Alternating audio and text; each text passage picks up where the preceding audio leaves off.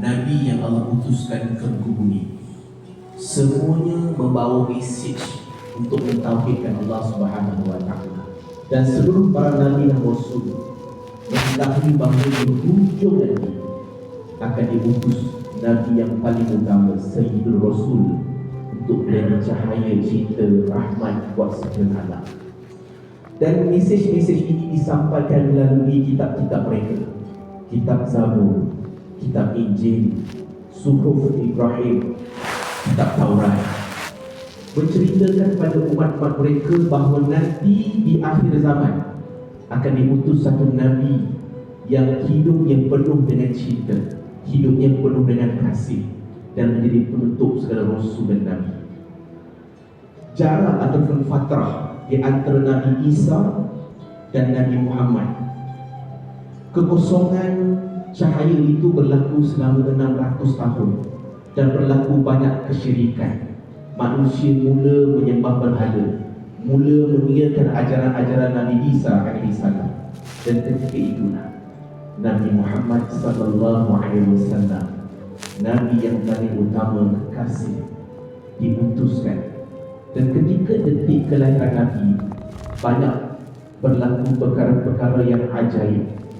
Sebagai contoh, 50 hari sebelum kelahiran Nabi, tentera-tentera Abraha pergi untuk nak meruntuhkan Kaabah dan telah dihancurkan oleh burung-burung ababil yang mengambil batu-batu daripada neraka.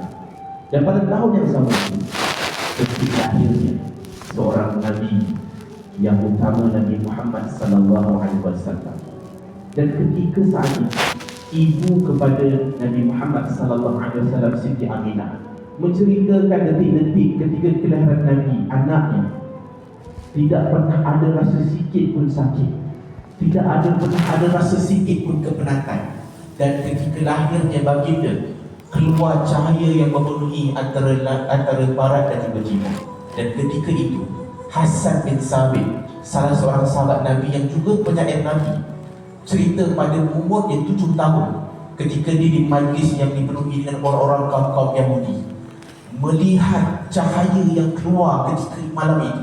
Dan waktu itulah orang Yahudi beritahu bahawa setelah munculnya Nabi terakhir, penutup segala Rasul.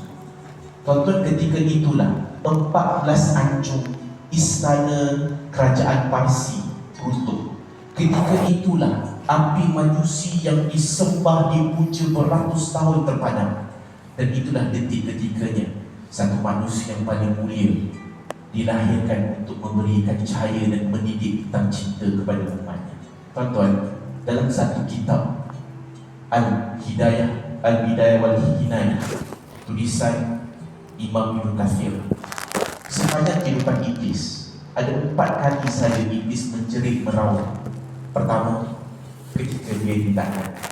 Kedua, ketika dia dikeluarkan daripada syurga.